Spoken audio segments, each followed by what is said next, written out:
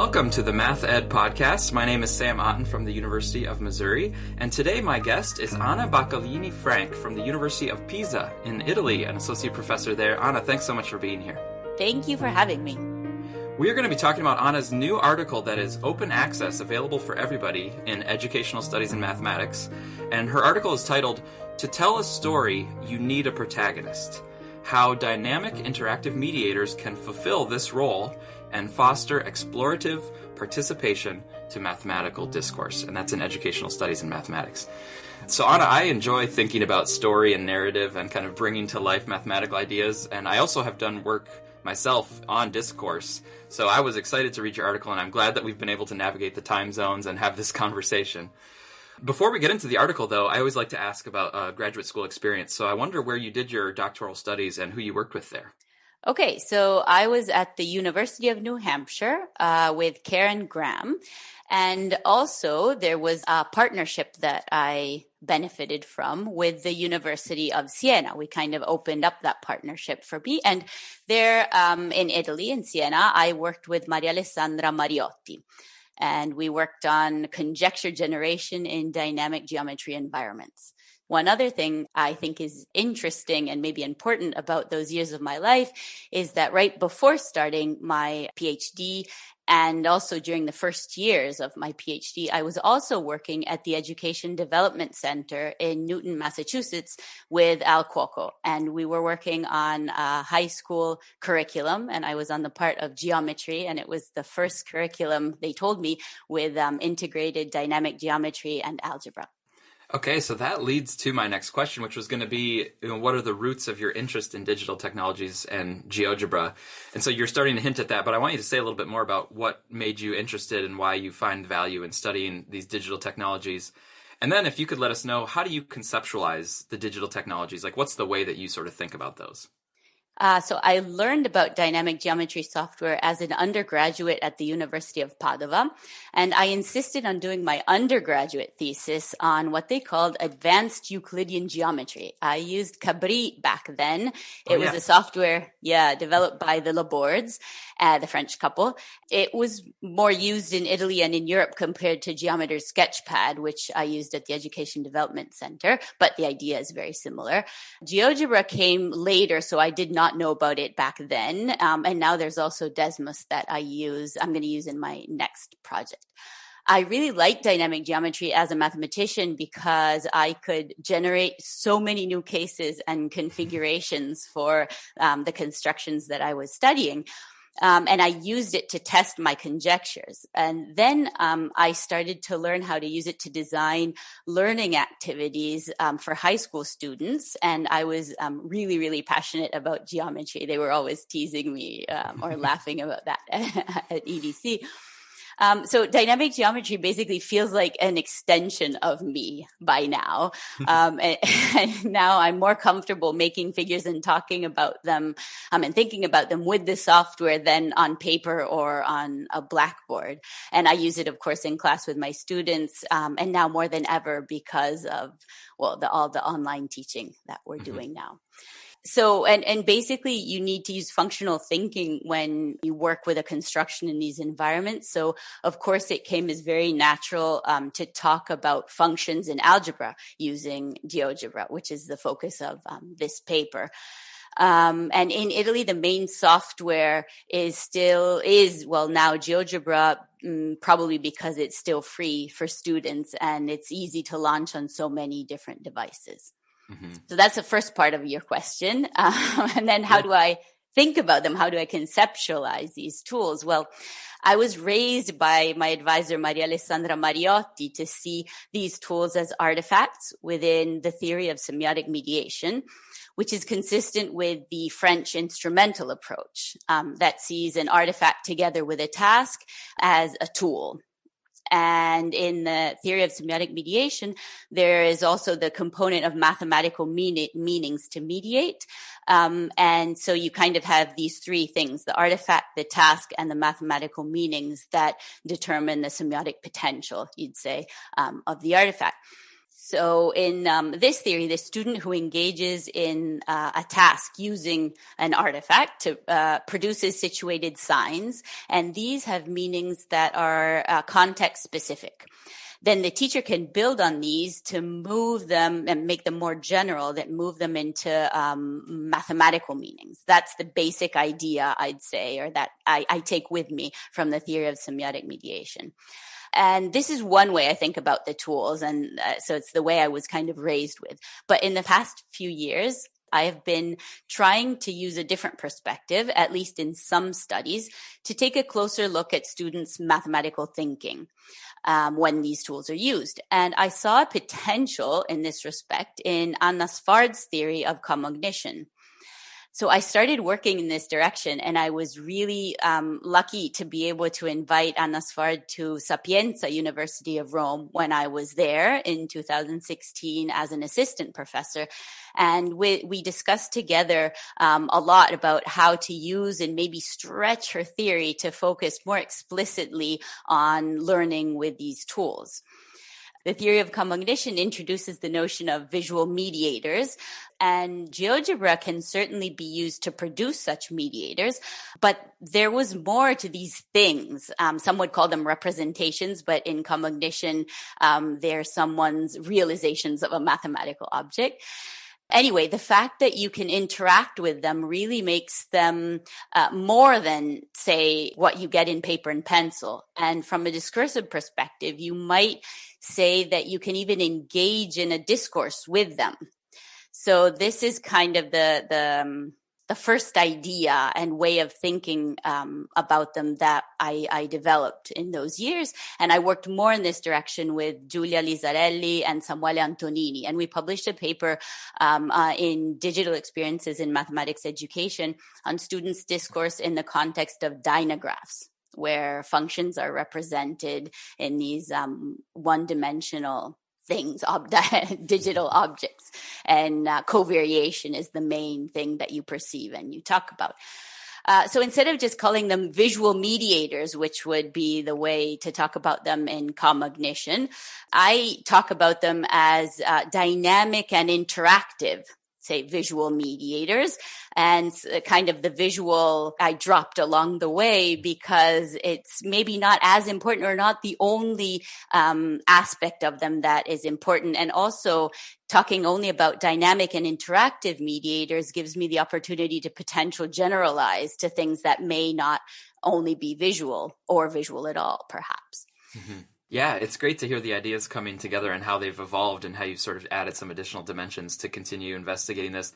And in the article in Ed Studies in Mathematics, you're looking at pairs of students who are doing some interaction and working with some of these geometry tools. And you mentioned earlier that, as a mathematician, you make conjectures, you explore them, look at different cases with the digital tools. I really liked how you framed this article because you put forward a conjecture that you had. Like, here's my conjecture about the data in the study. So I wonder if you could just tell us what your conjecture was for this study about the dynamic interactive mediators and the student's discourse. And then you have this notion of story and a protagonist. So how does that fit into what your conjecture was? Okay, I'll try to put these pieces together. Basically, I consider people's need to make sense of things. And I put this together with making sense of mathematical objects. And the idea of producing a meaningful narration or telling oneself or others a meaningful story about something comes up also in other studies. So actually, I was inspired by a couple of other studies.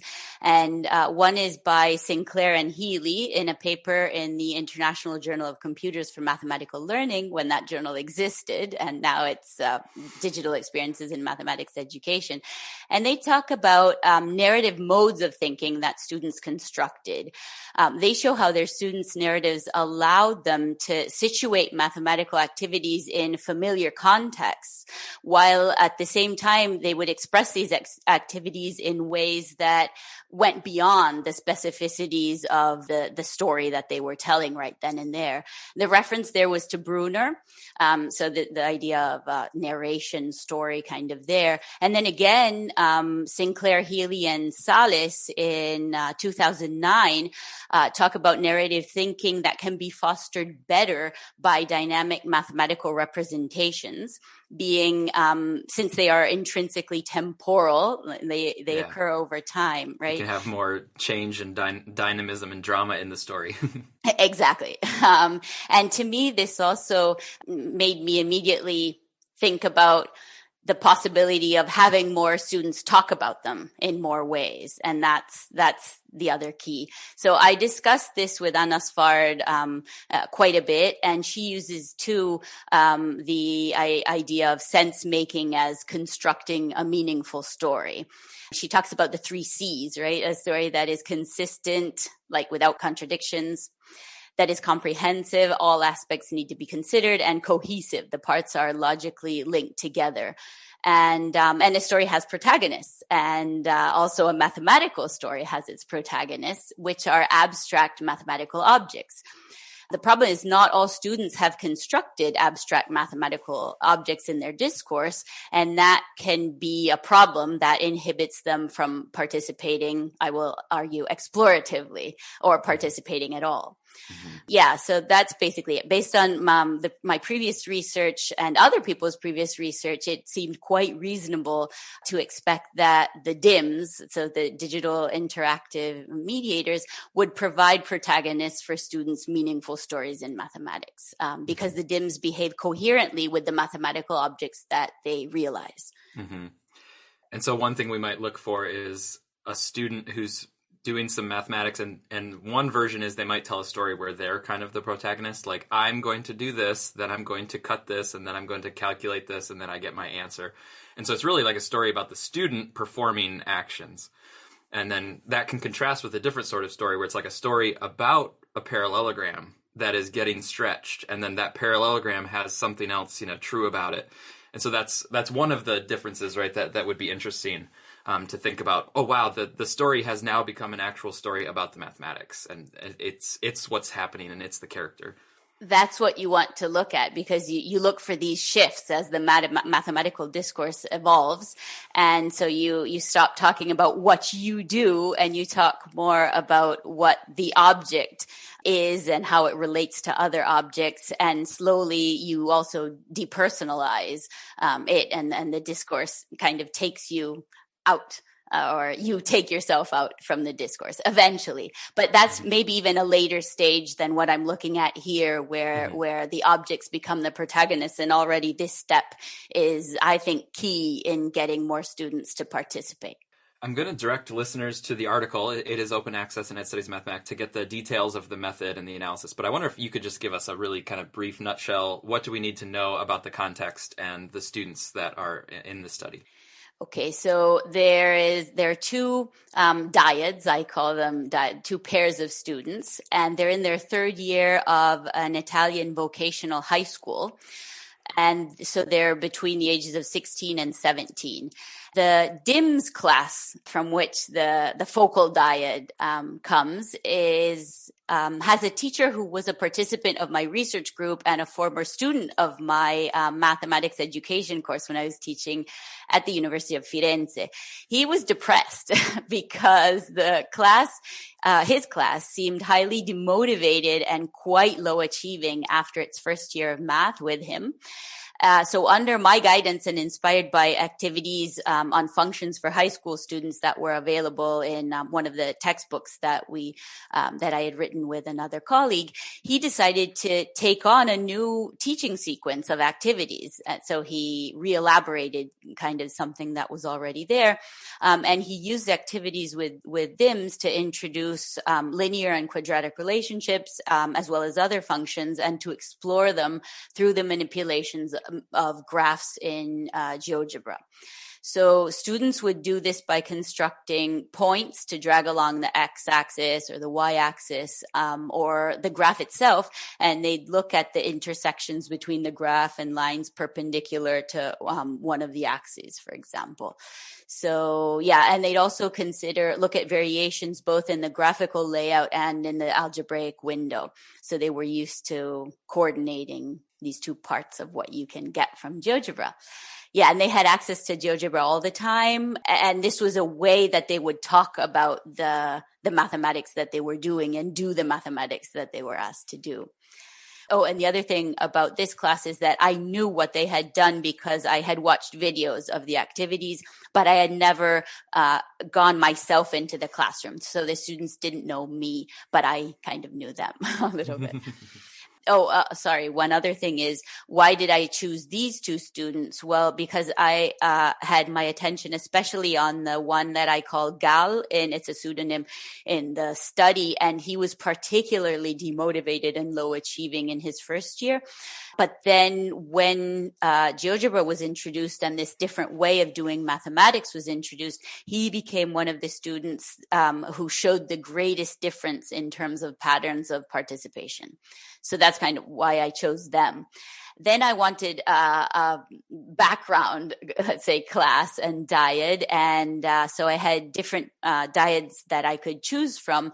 And it turns out that, well, they were all from a parallel class taught by a different teacher who had covered the same content, but without going to the computer lab ever, like once, I think they went. But it turns out, and this I learned afterwards, that all the dyads that I was given from that class were the higher achievers because the teacher wanted them to look as good as possible. So that's what we need to know about these students. Okay. I'm speaking with Anna Baccaglini-Frank from the University of Pisa, and I want to get in now to some of what you found. And of course, I think there's more detail, and it's interesting to see the interactions in the article, but so first, let's start with the background dyad. So the one who were not really the GeoGebra class, but they were nominated by the teacher as actually like some high-achieving students from this class. What was it that you saw in the analysis that was a sort of what you characterized as a ritualistic discourse? Can you lay a little bit of that out for us? Sure. So just to get the terms out in terms of what we mean by ritualistic participation, I refer to the idea of routine, which is a repetition generated pattern of our action. And a routine is made up of a task and a procedure. When a student participates ritualistically, they use memorized routines just for the sake of themselves. And this is really important. So it's the routine for the sake of carrying out the routine. The performer usually doesn't attend to any product of the performance that could possibly later be used independently. So they won't use that product later independently.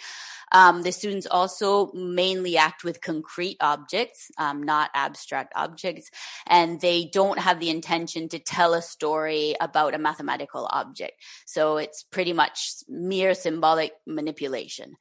No new decisions are made. That was another aspect that I used to construct my analytic scheme. And so to capture ritualistic participation, I looked at objects, tasks, agency, and sense making in all of the interviews. And the interview question was a classmate of yours, Nicola, we called him, claims that x squared minus 5x plus 21 is never greater than 5x plus 3. Is this true or false? Just to give you a little bit of context. And so what kinds of things did I look for when I talk about objects? Basically for this, the background dyad, they immediately wrote out the two expressions separately, and they talked about them in terms of quadratic expressions. They even treated 5x plus 3 as a special case where the coefficient of x squared was 0. And they refer to these objects implicitly with saying it or they, so without saying quadratic expression, for example. And even later when I push them and I say, okay, but what would you have done with a whole inequality? And I give them the inequality, they talk about internal or external. They don't even say values of X, so it's very implicit. And also the verbs in their sentences are like solve it or them or do the delta or you couldn't factor. So this all suggests that these are just symbols to manipulate. Okay, in terms of tasks, so for this dyad, the task seems to be unfamiliar. They don't know what to do. So they go for the delta And so find the X1, X2, but that's not really what the question is. So they end up, and here I can get to the sense making, they end up not knowing what to do with whatever they get, and they seem kind of helpless. They make these statements almost that seem like they're surrendering. No, I don't know. I wouldn't know. Even when I ask them to try to make sense of why they did, I ask them, why did you do that? What does this allow you to answer the question? And they're not able to answer. And in terms of agency, they definitely don't seem to be constructing an endorsed narrative, but just performing procedures that they remembered by heart. They don't propose to do anything different than what would have been offered, in the classroom or in a textbook. Yeah, they're trying to remember or discern which of the procedures they've been taught they should apply. And then in some cases, they're not sure which one they're supposed to apply. And so they're kind of stuck. Yeah, and even once they do apply correctly the procedure for solving a quadratic inequality, they don't know what to do with the answers. They say, okay, the internal values of X, and they even identify them, but they're not able to relate them to the initial interview question. So they can't make sense of that question. So let's go to the contrast. So you have the focal dyad, which is the students that are from the GeoGebra class. So what did you see in the data? And then what was it that made you sort of characterize that as explorative discourse? Right. So explorative discourse means to construct a meaningful narrative about abstract objects. And you engage in this kind of talk for yourself, and this is a big difference, in order to make sense of a situation, not to please the teacher, or not just to please the teacher, let's say. In terms of agency, you tend to propose, in this case, like I would have been the interviewer, so maybe they were also trying to please me, but it turned very much into making sense for themselves, whereas for the other dyad, it was very much always looking at me to see if I was happy with what they were saying.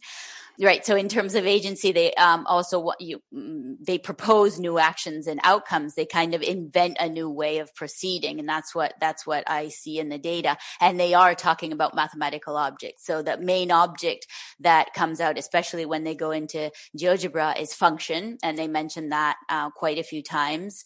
And this also kind of opens their experience with creating graphs and describing characteristics and giving X values and getting the corresponding Y values. That's something that they did know how to do from before, and they're able to make use of it to compare to functions, which isn't something that they had done before in their class. So a lot of nouns, one function, this function, two separate functions, parabola, and even numbers, 15, 13. So it's about numbers and functions. They also shift to different realizations. And this didn't happen before, except because within the procedure, the two girls shifted to the little representation of the internal values. But, yeah, I was going to say, when you said they have different realizations, you mean realizations in the cognitive sense, where you mean they actually would create a representation on in GeoGebra that they were using to make sense of what they were doing.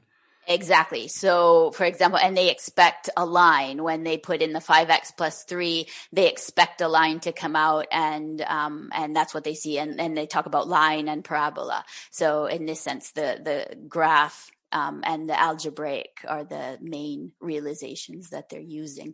And here it's really interesting. So within the objects, we need to talk about the DIMs here, because while the background dyad didn't use the computer ever, they had it available, right? But yes, yes.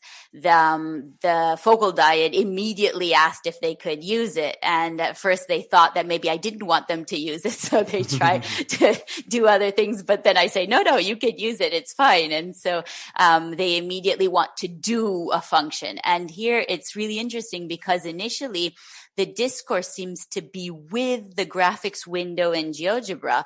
And actually Gal types in the whole inequality, because they come to the inequality by themselves. And then he presses enter, and he seems to be asking the computer for an answer. Only he is not able, and neither is his classmate, able to make sense of the computer's feedback, because actually you do see, the screen comes in lines, in different colors. So you see a blue area, purplish blue, and then the white area, but they're not able to read that as the answer. And here it's interesting because the dim isn't either an unrealized symbol, but it's not a concrete object either. It's kind of a participant in the discourse. So there's this kind of transitional step that I think is really, really interesting here. So anyway, the students are surprised and baffled by the feedback, and they try to bring the discourse back to something more familiar, the familiar graphs that they know how to do. And that's when they propose, let's do two functions, do two separate functions. So to do functions means to type in the expression, and there they do have the correct expectation. So they get the line, they get the parabola, and they start talking about what they can do meaningfully. So the task initially isn't something they know how to answer. It's unfamiliar, but they bring it back to something familiar and become confident with it. That you see that the agency is quite high. They make a lot of independent decisions. They say, should I write it? What if we do? We could do this, could do that. And they're also bonding. That's another aspect that comes up in the cognitive theory. It means they take the outcomes of a procedure of calculating, for example, a function, and they feed it into a new procedure to come up with a new routine that they're inventing right then and there. So that's also quite interesting. And they always seem to be making sense of what they're doing. They don't look at me to see if I'm smiling or happy or sad, about what they're doing. They just keep going, and they're not happy until they come up with a narrative that's complete, cohesive, and consistent. You can see that also in the ifs. They use the if then, or because you see, they connect what they're saying logically very well. Yeah. And the dim was central. It was a central partner in the construction of that narrative that makes sense to them. Yes, definitely. The objects in the DIMS allow them to speak and to make sense of the question. They actually maybe go beyond the DIMS, and they just leave them there on the screen, and they start making gestures about them. So there's a whole part in which they make gestures with a pen and with their hands, and they coordinate these gestures really, really well. So they're not even talking with the DIMS anymore or interacting with them, but they're using them as props, exactly as mediators of their discourse in a very objectified way. And again, I was just going to underscore that from the teacher's perspective, that dyad was the quote-unquote low-achieving dyad, or had a history of sort of low-achieving sorts of things, whereas the other one was the quote-unquote high-achieving dyad. So I just wanted to underscore that. But to wrap up the article conversation, I wanted to ask you, what ideas are still swirling in your mind, having done this analysis? You've been working in this area for a while, but what does this really still sort of leave you with? New questions or, new insights or implications? So there's a part of me that keeps on being really interested in inclusive mathematics education. And what this study brought back to my mind is how maybe many students who have let go and stopped participating in math can actually be brought back. Their interest can be sparked again if we just do a better job teaching and offer them resources that are better for them, and that actually might be better for all students or many students because they're so flexible. So I think that we all start off, or at least most of us start off wanting to make sense of whatever situation we find ourselves in. So in math, this could mean that we initially want to participate in explorative ways. And this kind of flips a cognitive assumption, perhaps. But then education fails these people because in mathematics, unfortunately, many times you succeed when you participate ritualistically. This is a practice that is very, very common. And this is certainly true for tests, if you think about them, where you can pass many, many math tests by completely suspending any sense making. So I think some students may not be able to participate ritualistically altogether, or they may simply not accept to do so. Or may not be motivated. There might be I don't see much value in this ritualistic kind of behavior. Right. Like why? Right. Yeah. And so we lose them. And for them, the path from ritualistic to exploratory participation, which is what cognition kind of hints at, well, that path is blocked. They can't become mathematicians and participate exploratorily going through this ritualistic stage for whatever reason, either because they can't or they don't want to. So, and then we label them, of course, as having a specific learning disorder or something, and that's easier, but it doesn't solve anything, in my opinion. Yeah. So I think that learning to talk about DIMS is something that can, I use this metaphor of opening doors. It can open doors into mathematical discourse or unlock possibilities, discursive possibilities for students like Gal and I think many others, because it lets them identify the abstract objects that can be the protagonists of their stories and that need to be the protagonists of their stories. And they can use them in meaningful ways, even before having, let's say, completely constructed an abstract mathematical object. So I believe that if DIMS are used appropriately in mathematics education, they can encourage more students to participate exploratively. Mm-hmm. And this relates really closely to the teacher and how we choose to teach. And I think we can really make a huge difference as teachers if we pay a little bit more attention and choose to offer more opportunities to all students. And how we teach makes a huge difference. So this is something I always tell my future teachers, my in-service teachers, anytime we do professional development. Mm-hmm. And one other thing that's on my mind is I'm also very excited to be able to perhaps continue this line of research in a new classroom that is part of a new research center that was funded very recently to me and my colleague Pietro Di Martino.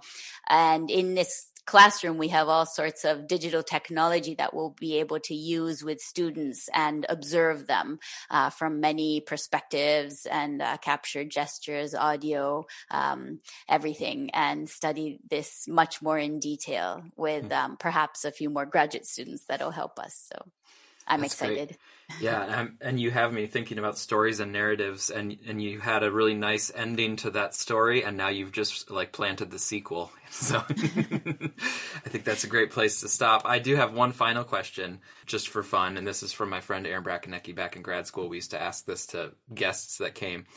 But if you weren't in math education, can you imagine like an alternative career, either just for fun or something that you really could legitimately have seen yourself doing? Yeah, I'd say, well, I kind of had started it, but the answer is as an actress. Oh. I had started studying to become an actress after high school. I wanted to take a year off, and I was at the University of Washington studying drama.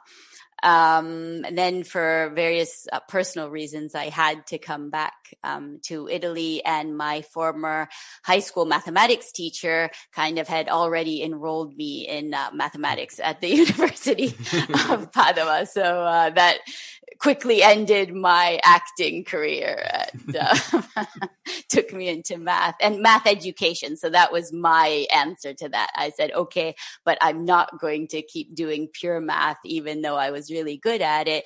But I couldn't see myself as locked up in a room by myself all the time, making conjectures, even though it's fun and proving theorems.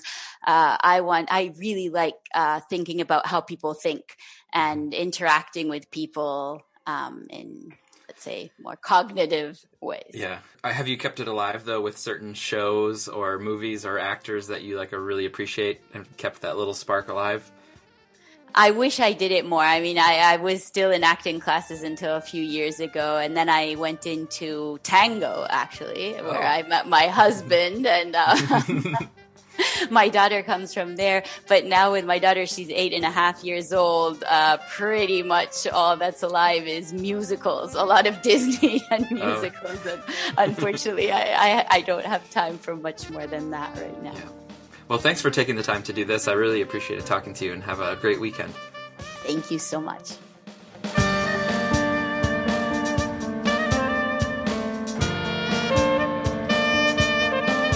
I want to close by mentioning that our doctoral program in math education is still open to applications for the fall 2021 semester. We have a community here at the University of Missouri of 6 faculty members and about 10 doctoral students, working together to study math teaching and learning in K-12 settings, and to prepare a future generation of teachers. Our doctoral program has been ranked in the top 5 nationally, and our graduates have gone on to be professors at colleges and universities around the country. Our program is full-time, and it's designed to take 4 years to complete. During those 4 years, we would actually pay you to earn your doctorate. You'd receive a monthly stipend and a health insurance plan, and your tuition would be waived. For your work here, in addition to your graduate courses and an eventual dissertation, you'd also have opportunities to work on our research projects or cooperate with a faculty member in teaching the undergraduate pre-service teachers. So if you've ever thought about getting a doctorate in math education, now might be the time. We are hoping for some additional applications this spring for an August 2021 start date. There's no GRE required to apply. And I should also say that Columbia, Missouri is a wonderful place to live and work. It was ranked in the top 10 nationally by livability.com and by smartasset.com. If you're interested in a PhD in math education, you can find more information at mizzoumathed.org. That's mizzoumathed.org. Or you can email Dr. Corey Webble at webblecm@missouri.edu.